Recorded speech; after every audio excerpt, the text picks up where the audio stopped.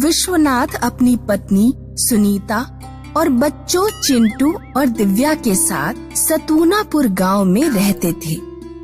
विश्वनाथ पढ़े लिखे थे, वे स्कूल में टीचर थे, लेकिन उनकी पत्नी सुनीता बिल्कुल अनपढ़ थी।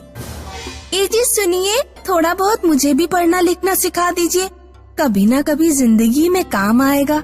अरे तुम्हें कहीं नौकरी करने जाना है जो पढ़ना लिखना सीखोगी। अगर मुझे कभी काम करने की जरूरत पड़ गई तो? ऐसा कभी नहीं होगा। अगर पढ़ना सीखना चाहती हो तो अपने बच्चों से सीख लो। मैं तो ड्यूटी जा रहा हूँ। ए चिंटुआ, इधर आ, मुझे पढ़ा। इतनी बड़ी होकर पढ़ाई करोगी मम्मी? हाँ, अब तुम मेरी हाई स्कूल की किताबें तो नहीं पढ़ पाओगी, मैं तुम्हें बच्चों वाली किताबें पढ़ाऊंगा। लो पढ़ो।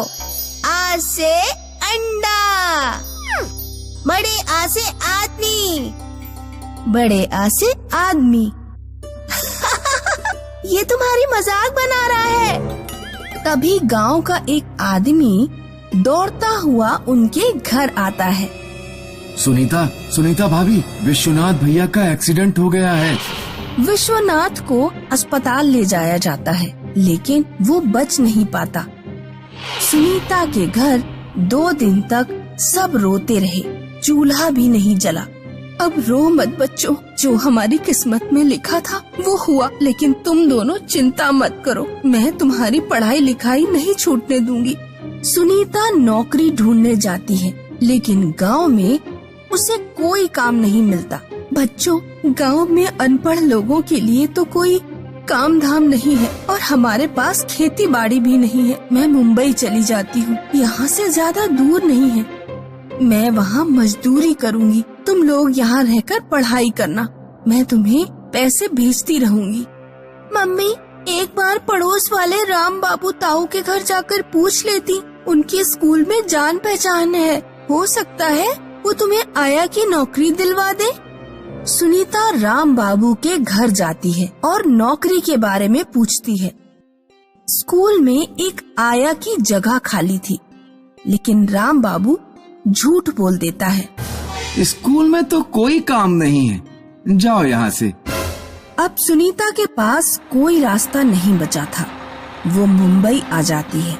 एक बिल्डिंग में कंस्ट्रक्शन चल रहा था। सुनीता वहाँ दिहाड़ी मजदूर के रूप में काम करना शुरू कर देती है। उधर राम बाबू की लड़की अक्सर स्कूल में दिव्या और चिंटू पर ताने कसती थी।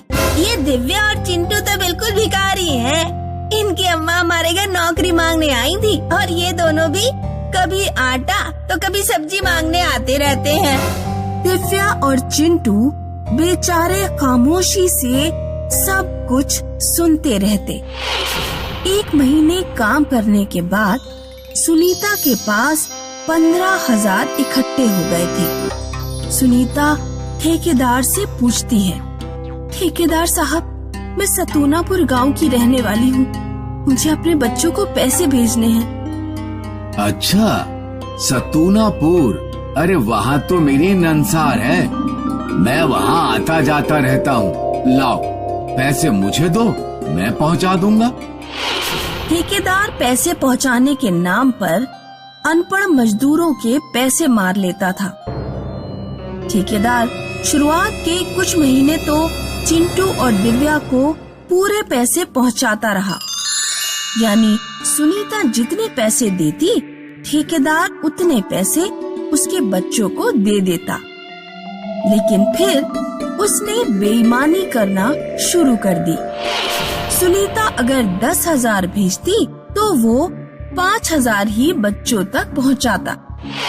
काका, इस बार 5,000 ही?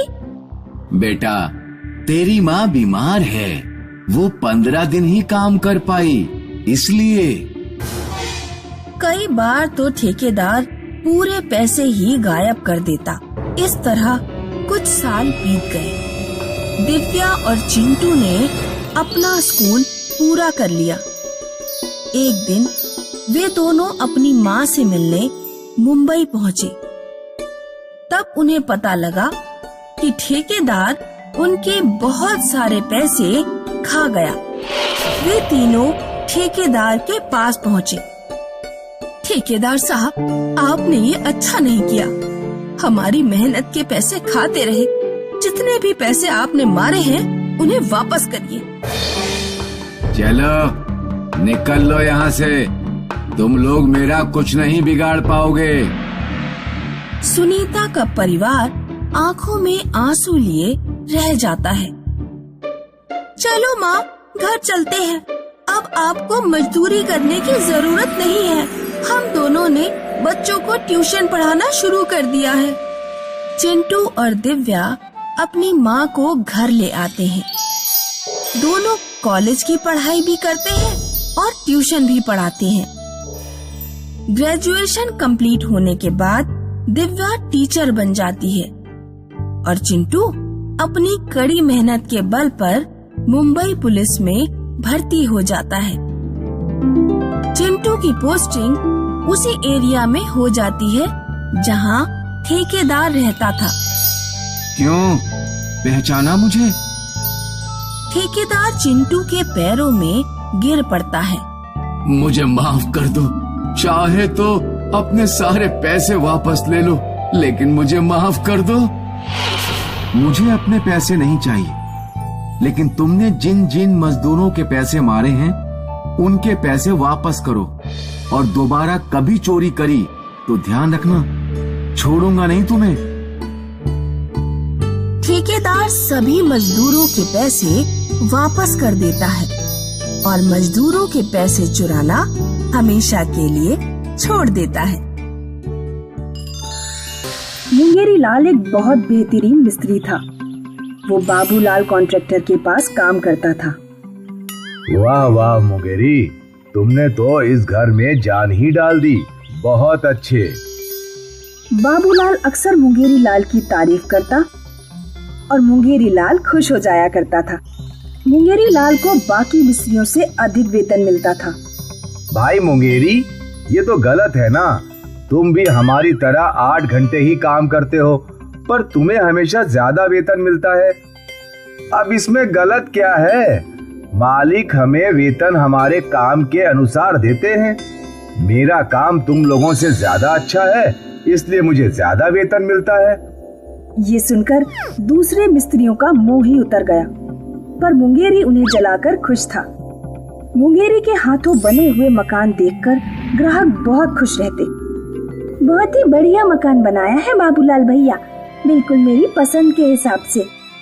शुक्रिया मालकिन, ये सब हमारे मुंगेरी लाल का कमाल है। उस औरत ने मुंगेरी लाल को भी सराहा। मुंगेरी लाल अपने काम से बहुत खुश था, क्योंकि उसे अच्छे पैसे भी मिलते और लोगों की वाहवाही भी। इसीलिए वो जब भी काम करता पूरी मेहनत और लगन से करता। कई सालों तक मुंगेरी ने कई घर बनाए और बाबूलाल ने उसे सराहाया।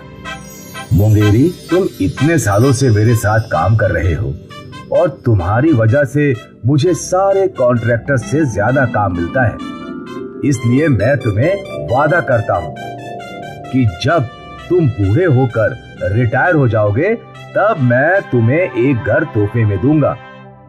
बड़ी कृपा होगी आपकी मालिक। घर तोहफे में मिलने की बात सुन मुंगेरी बहुत खुश था। अब कई वर्षों बाद मुंगेरी लाल बूढ़ा हो चुका था और धीमे धीमे काम करता था। एक दिन मुंगेरी लाल अपनी पत्नी सरिता से बात कर रहा था। अब भी मेरे काम की लोग वाहवाही करते हैं। वो तो मैं जानती हूँ, लेकिन अब थोड़ी अपनी उम्र का भी लिहाज करो। अब बेटे भी कमाते हैं, तो तुम्हें काम करने की क्या जरूरत।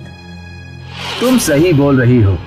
ऊपर से मालिक ने कहा था कि जब मैं बूढ़ा हो जाऊंगा तो वो मुझे एक घर उपहार में देंगे। शायद मेरे रिटायरमेंट का समय आ गया है। बेटे कमाएंगे और मैं बस घर पर आराम करूंगा। हाँ, अब यही बात जाकर अपने मालिक से बोलो। मुंगेरी लाल ये सोचकर ही खुश था कि अब उसे कोई काम करना नहीं पड़ेगा, उसे सिर्फ आराम करना है। मुंगेरी लाल अपने मालिक बाबूलाल के पास गया। मालिक, आपसे कुछ बात करनी है। हाँ हाँ, बोलो ना मुंगेरी। मालिक, अब मैं बूढ़ा हो गया हूँ अब काम भी बहुत आराम से करता हूँ। घर वाले चाहते हैं कि अब मैं रिटायर हो जाऊं और घर बैठकर आराम करूं।